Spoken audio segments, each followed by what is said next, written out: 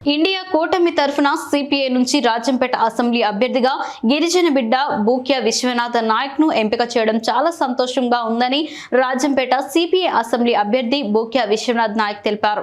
అన్నమయ్య జిల్లా రాజంపేట పట్టణంలోని సిపిఐ కార్యాలయంలో ఏర్పాటు చేసిన మీడియా సమావేశంలో ఆయన మాట్లాడుతూ అధికార నేతలు రాజంపేటకు మంజూరు అయిన మెడికల్ కాలేజీ తరలించారని, అన్నమయ్య డ్యాం కొట్టుకుపోతే నిరాశ్రయులను ఆదుకోలేదని, రాజంపేట జిల్లా కేంద్రం కాకుండా అడ్డుకున్నారని ఆరోపించారు. మోడీకి మోకరిల్లిన ప్రజా వ్యతిరేక వైసీపీ టీడీపీలను తరిమికొట్టాలని పిలుపునిచ్చారు. ఈ వామపక్ష నేతలు, అనుబంధ సంఘాల నేతలు పాల్గొన్నారు. వామపక్ష పార్టీలతో కలుపుకొని ఇండియా కూటమిలో భాగంగా ఈరోజు రాజంపేటలో ప్రధానంగా ఓసీ ఓపెన్ కేటగిరీలో ఉండేటువంటి రాజంపేట నియోజకవర్గ ఎమ్మెల్యే అభ్యర్థిగా ఒక గిరిజన బిడ్డగా నాకు ఈ అవకాశం కల్పించినటువంటి భారత కమ్యూనిస్టు పార్టీ మరియు వామపక్ష పార్టీ అయినటువంటి సిపిఎం, కాంగ్రెస్ పార్టీలకు, రాష్ట్ర నాయకత్వానికి మరొకసారి హృదయపూర్వక విప్లవ ధన్యవాదాలు తెలియజేస్తున్నాం.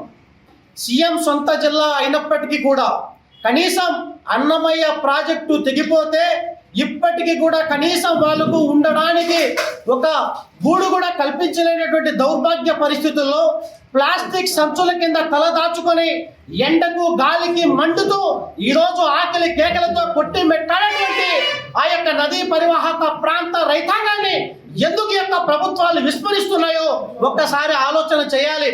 కాబట్టి ఆలోచన చేయండి మేధావులారా.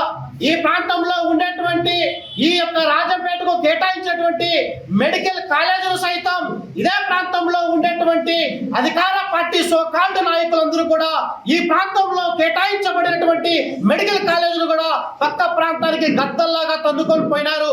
అంటే ఈ రాజంపేట నియోజకవర్గంలో ఉండేటువంటి ప్రజలు ఈ ప్రభుత్వాలకు ఓటు వేయలేదా?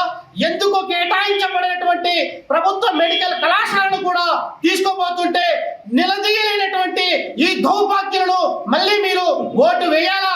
ఆలోచన చేయండి. ఒక గిరిజన బిడ్డగా నాకు ఈ అవకాశం కల్పించినారు. మనమందరం ఏకమవుతాం. ఏకమై తప్పకుండా ఈ యొక్క భూష పార్టీ నాయకులు తరిమి కొడదాం. ఈ ప్రాంతంలో ఉండేటువంటి వైకాపా కావచ్చు, తెలుగుదేశం పార్టీ కావచ్చు, ఈ యొక్క తెలుగు ఆత్మ గౌరవాన్ని నరేంద్ర మోడీ దగ్గర తాకట్టు పెట్టేటువంటి పరిస్థితి మనం చూస్తున్నాం. విజ్ఞప్తి చేస్తున్నాను, ఒక గిరిజన బిడ్డగా నేను మీకు ఒకటే ప్రాధాన్యత, ఒకటే రిక్వెస్ట్ చేస్తున్నాను. నన్ను ఆశీర్వదించండి, గెలిపించండి. ఈ నియోజకవర్గ ప్రజలకు అనునిత్యం అందుబాటులో ఉంటాను.